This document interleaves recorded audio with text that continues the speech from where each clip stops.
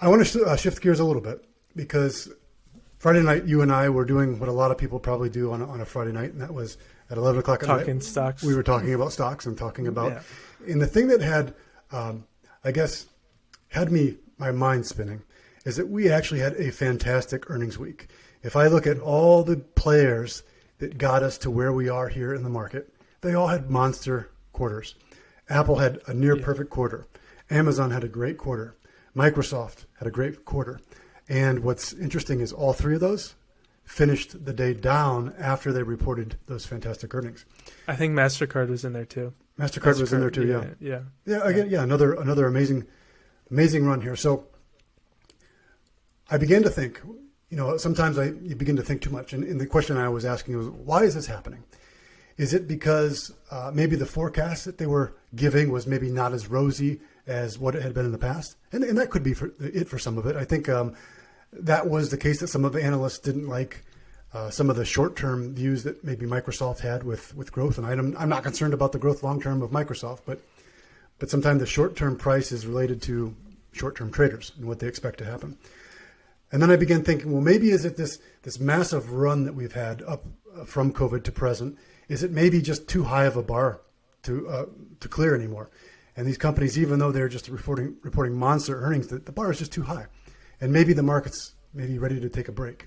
So if that was the case, and this is kind of what I call my seesaw market, and you actually brought the term to me in the sense that you kind of get the feeling that we could either continue to boom here, or maybe we could pull back a little bit and have the market take a breather.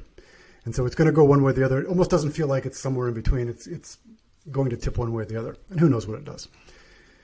But then I started thinking about, well, how should we be positioning our investments if that's the case? And then racked my brain and I thought different theories. But what it gets to is this. Anytime that you think this way, and you're probably going to have many, many times where you wonder, people ask us all the time, what's the market going to do tomorrow? What's the market going to do next week? We don't know, right? And if you're asking that question, and if you are determining whether you should be in stocks based on the answer to that question, you know what that tells me, Derek, is we shouldn't be in the market. If we don't have a long enough term view as far as our investing, then we should not be in the market. We should be pulling money aside. So the money that you're going to be using to remodel your house in 6 months should not be in the market.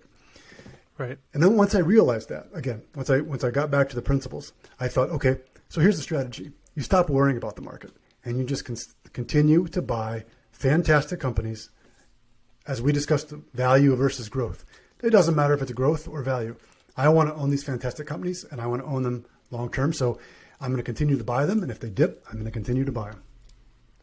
So what kind of, actually first hit me with that Warren Buffett quote. So let me look it up here. I wrote it down because it's a good one. Because sometimes do you feel like, well, maybe you don't. I sometimes feel like things come to you at certain times and maybe it's because you're looking for them. And that's why you spot them. When you, the old adage they say is, you're shopping online and you're going to buy a red car and all you see on the streets are red cars, right? Or you're going to buy, you're a Bentley guy, aren't you? What's your car? Yeah. So McLarens. McLarens are dope. McLarens. So, well, you probably don't see McLarens on the street all the time. Right? So. I saw, oh my gosh, dude. We were in Easton today. I saw a Porsche Turbo S. Have you ever seen those? That doesn't mean anything to me. Oh, it's a nice car. And then we saw like the brand new Corvette, which looks really sweet. Yeah. I'm actually not a Corvette guy. I was talking to Lily about it, and I'm not a Corvette guy, but that new one is sharp. It's a really cool Corvette. So what Warren Buffett right here, I'm gonna put two pictures, a Porsche and a Corvette right here. Yeah, and then I'm gonna show off, and then put my Toyota Corolla right next to it. There you go. Yeah, I'm gonna show off my Adobe Premiere skills. So what Warren Buffett said is, all that is required is the passage of time, an inner calm, ample diversification, and minimalization of transactions. And that's essentially how he built. Wasn't it transaction costs or transaction fees? But that stems from transactions, right? He's not buying and selling, buying and selling. He's not in and out. He's in and out. He's in the market. Gotcha. And we did that podcast on time in the market, not timing the market. And I think that really holds true. So anytime that I need some clarity, it's things like that bring me back to what the basics are and what has made us successful as investors to this point. What has made us successful as investors to this point is going to be the same thing that makes us successful as investors a year from now, 5 years from now, 10 years from now, buying high quality companies and just owning them.